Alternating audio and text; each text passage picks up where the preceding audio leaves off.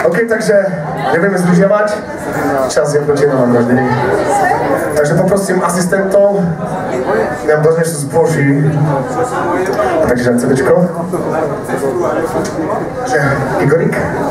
Ešte poviem taký jemný obkec k tomuto albumíku, EPčku, Blood Diamond Scares. Kúpili ste si ho niekto? Podporili ste kapelku Meredith? Je to dostupný v predaji.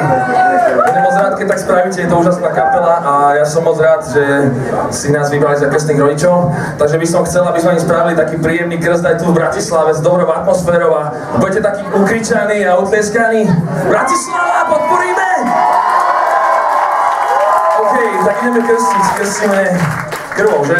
Jasné. Blood Diamond Scares, tak čím... V Košicách sme mali austrálskeho býka. Ovca. Dneska máme ovečku. Ovečka. Bá! Dobre, OK, tak my začneme krstiť, ale vy musíte byť strašne hluční. Viete, čo to znamená? Krstíme album. Pre kapelu je to udalosť Bratislava. Chcem počuť nejaký ten krik. Ešte väčší, väčší, väčší.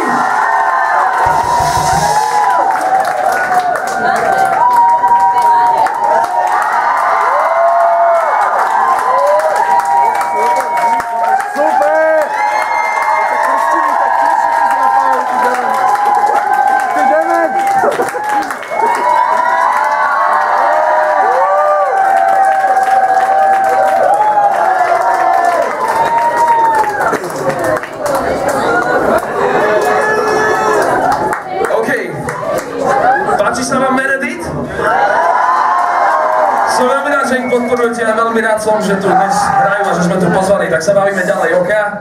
Bratislava, OK!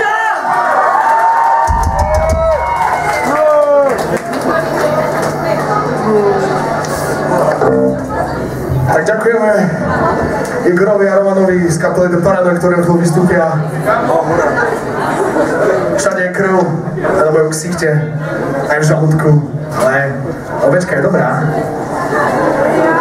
Byt bol viac taký trošku masnejší, sladý, ovečka je taká, asi preto, že bola v chladničke, alebo ne.